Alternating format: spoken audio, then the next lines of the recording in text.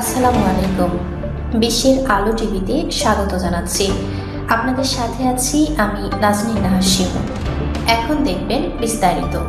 সভাপতি জনাব শাহাদত হোসেন, উপস্থিত আমারও সিনিয়র বিএনপির অনেক সিনিয়র নেতা, সিরাজগঞ্জ সরকারি বিশ্ববিদ্যালয় কলেজের সাবেক ছাত্র সংসদের সাবেক এজিএস বিএনপি নেতা এ.কে.জি.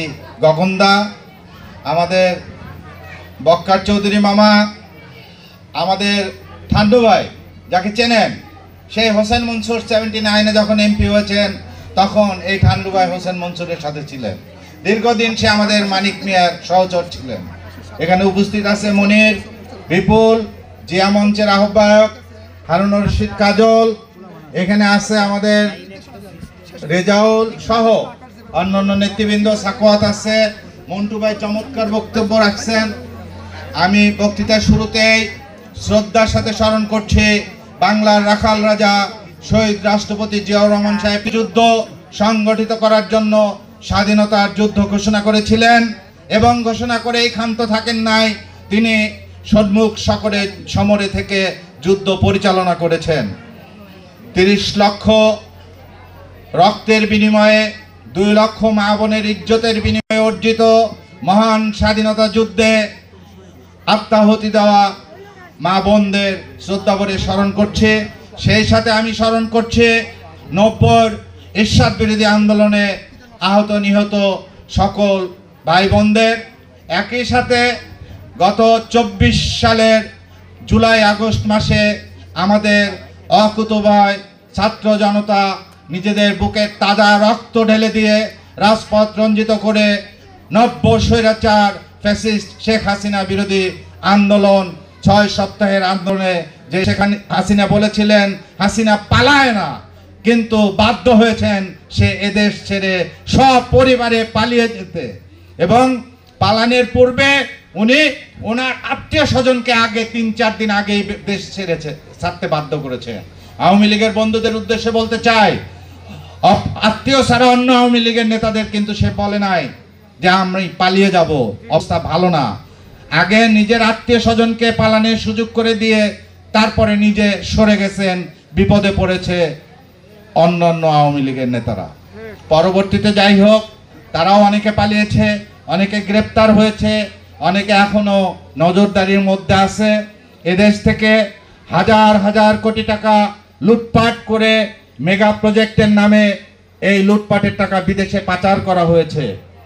পাচারকৃত টাকা ফেরত আনার জন্য বর্তমান অন্তর্বর্তী সরকার চেষ্টা চালাচ্ছেন। দেশে একটি প্রফেসর ইউনূস সাহেবের সরকার আছে, কিন্তু আমরা জানি এই অনির্বাচিত সরকার দীর্ঘদিন দেশে চলতে পারে না। অনির্বাচিত সরকার দেশ পরিচালনা করতে গেলে অন্যান্য নানান অসুবিধা তৈরি হয়, আমরা যা ইতিমধ্যেই দেখতে পাচ্ছি। কাজেই বর্তমানে ক্রিয়াশীল সকল রাজনৈতিক দল এই সরকারের কাছে এবং সরকার নির্বাচন আগামী ফেব্রুয়ারি মাসে দিতে রাজি হয়েছেন। নির্বাচন কমিশন থেকে এখন শুধু তফসিল ঘোষণা বাকি আছে, রোড ম্যাপ অলরেডি ঘোষণা করা হয়েছে। আগামী সেই ফেব্রুয়ারির নির্বাচনে আমরা এই শাহজাদপুর, যেই শাহজাদপুরে জিয়াউর রহমানের ঘাঁটি, খালেদা জিয়ার ঘাঁটি, আগামীতে আমরা প্রমাণ করতে চাই তারুণ্যের অহংকার তারেক রহমানেরও ঘাঁটি এই শাহজাদপুর। কি আমরা চাই না? আজকে এই সভা মঞ্চে উপস্থিত মা বোনেরা আছেন, আমি জানি এইখানে সনাতন ধর্মাবলম্বী অনেক মা বোন। আমার গগনদা একটু আগে বলে গেলেন যে এই সনাতন ধর্মাবলম্বীদের উপরে সবচেয়ে অত্যাচার কখন হয়, কোন আমলে হয়, সেই ইতিহাস আমি আর বলতে যাব না। কিন্তু আপনাদের নিরাপত্তার দায়িত্ব আমাদের সকলে। কাজেই আপনারা এমন একজন নেতা নির্বাচন করবেন যারা আপনাদেরকে নিরাপত্তা দিতে পারে। আমরা কি সরকারের কাছে কখনো খাবার চাই, ভাত চাই? আমরা চাই নিরাপত্তা। আমরা যাতে নিরাপদে আমাদের ব্যবসা বাণিজ্য, আমাদের কর্মকাণ্ড পরিচালনা করতে পারি, সেটাই তো আমরা সরকারের কাছে চাই, নাকি? ইনশাল্লাহ আমি বিশ্বাস করি যে আমাদের তারেক রহমান যদি দেশের প্রধানমন্ত্রী হতে পারেন, তাহলে এই নিরাপত্তার দিকটি উনি বিশেষভাবে নজর দিবেন।